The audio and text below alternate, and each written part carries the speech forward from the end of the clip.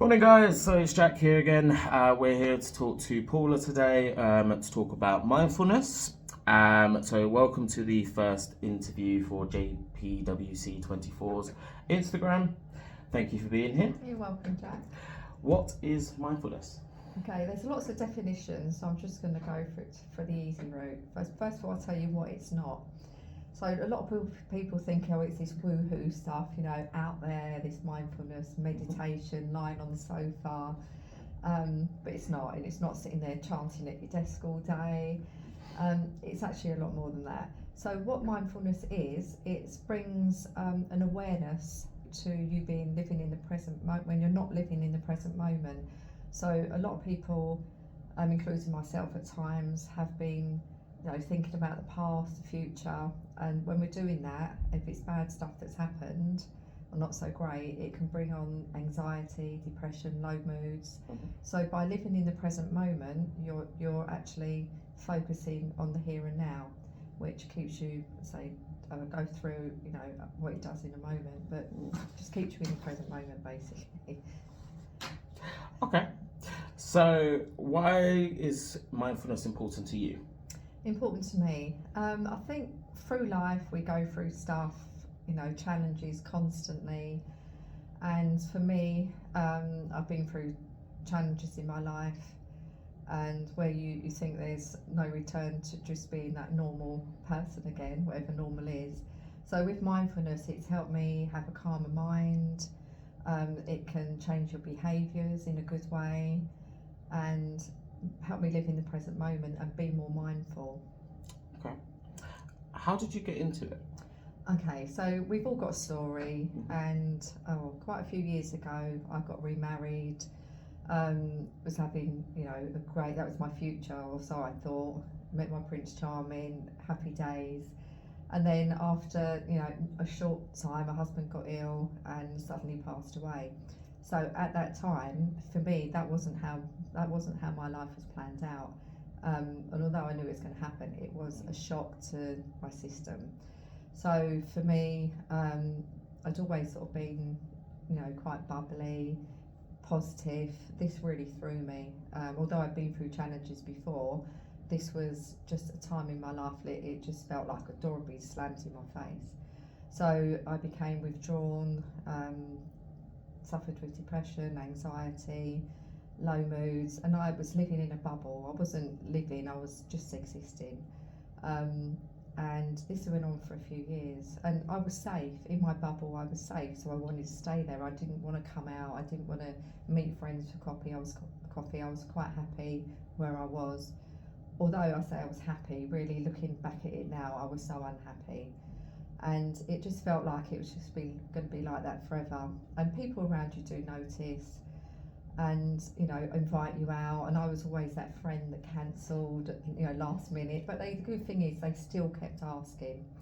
And I just got to a point. I think I was so low that I got to a point where I just thought, I don't want to live like this anymore. I want to get back to being Paula, being who I was. That person. I'd lost that person, and it took a lot of courage. It's from it's a courage staying there, but to actually take that step forward, it's a big step, and it's not always easy. And so what I did gradually, I started researching ways I could help myself. And a friend told me about mindfulness, and first of all I was like one day, oh no, that's not going to work, I've got time, things like that, although I wasn't really doing anything with my life. So I decided to look it up, and I thought, oh, this sounds interesting. Maybe I won't be living in, because I was living in the past, and about the future, the what if this, what if that. So I decided to research mindfulness, what it was, and how it could help me. And first of all, I started practicing. There are so many different ways you can do it. So I was doing like breathing exercises and focusing on the present moment.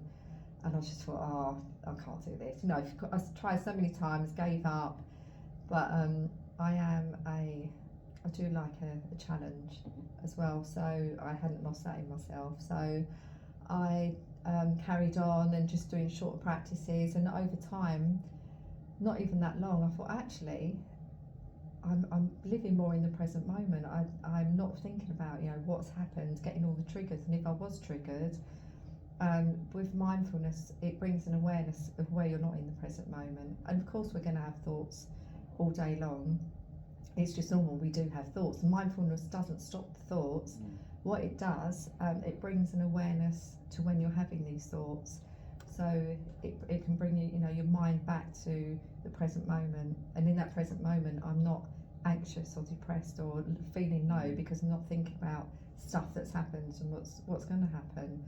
So through time, say I gave up a few times and then I just carried on and I loved it so much, got my life sort of, you know, cut a long story short, got my life back together, got it back on track, started going out slowly, very slowly. It's not a you know, it doesn't happen quickly.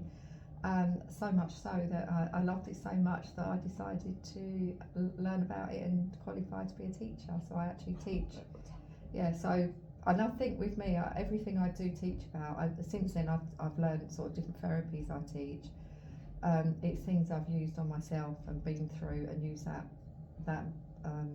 modality so I can take it forward and yeah. Okay, well thanks for sharing that. That's okay. Obviously you have been through a lot of mindfulness. I can see why it's so important to you, and I'm sorry that you had to go through that to sort of find that, but that's really good. How long have you been doing mindfulness then? Probably about 8 years, I'd say now. Yes. 8 years. Okay.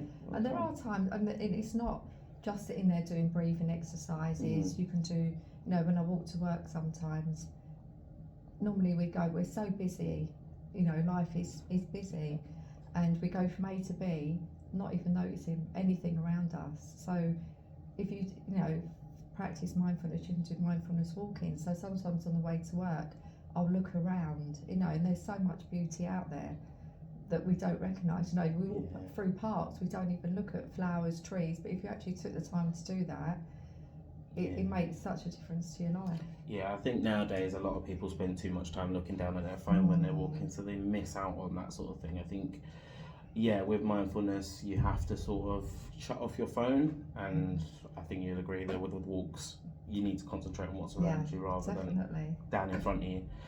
Okay. So just lastly, so what would you say to the people who don't believe mindfulness works and say that they don't have time? What is the argument for the naysayers? Okay, so not having time, I get it. I said we live in this complex, ever-changing world. But you can say there's so many different ways you can start practicing mindfulness. Even in the morning while you're boiling the kettle, making a cup of tea, you're standing there, you're just like waiting for the kettle to boil. Do a few breathing exercises, just be in that moment. When you're cleaning your teeth, just, you know, instead of thinking about, oh, you know, oh God, I'm late for work or whatever, just stand there, take a few, that's a couple of minutes. Hopefully if you clean your teeth properly, it's 3 minutes. Yeah. And yeah, or in the shower even, you know, or sometimes, say if you are at work and you're feeling a bit stressed, anxious about, you know, about what's going on in your day, even going in a room, cut time out even just for a couple of minutes, and then that will just, and it does calm your nervous system down, it calms your mind down, and then you can go out and just carry on and just, and living a more fulfilling life. No, definitely. I mean, I would even say that I was one of those people that didn't believe in mindfulness for a while, but I have seen how it can have an effect, because through therapy, where I've had my own anxiety and depression, that has made a big difference. Okay, so do you have anything else that you'd want to say about mindfulness? So with mindfulness as well, it does make you more mindful, what's aware of what's going on around you, and it makes you a better person. It can, say, improve your moods and behaviours as well, because like people are sometimes suffering with anxiety, depression, things like that. They sometimes, you know, not in great moods, can become angry through, you know, no fault of anyone else's, no fault of their own. It's just something that's happening to them. And with mindfulness, it can stop, you know, it changes your behaviours. You can stop, you can take a breath and actually think before you react. So, and people do notice around you that, you know, when you're changing. It's wonderful when people say, actually, yeah, you seem, you know, you're happier now, you know, you're more calmer, and listening as well. You know, it's when you're listening to people, actually concentrating, because you're in the here and now. You're actually listening to what people are saying rather than thinking, you know, what you're going to have for dinner that night or what's going on tomorrow. No, definitely, and I think that's one of the reasons why I wanted to do something like this, is because the more people talk about these things, the more open other people are, because they'll see other people talking about it. So yeah, that's fantastic. Well, thank you for joining us, Paula. You're welcome. So please keep liking, sharing, and donating. The Just Giving link is in my bio, so please keep that up. We're at £217 donated so far, so that's fantastic. I will be doing my 5th walk this weekend. So I hope you're having a great day, and I hope you have a great mental health day. Thank you.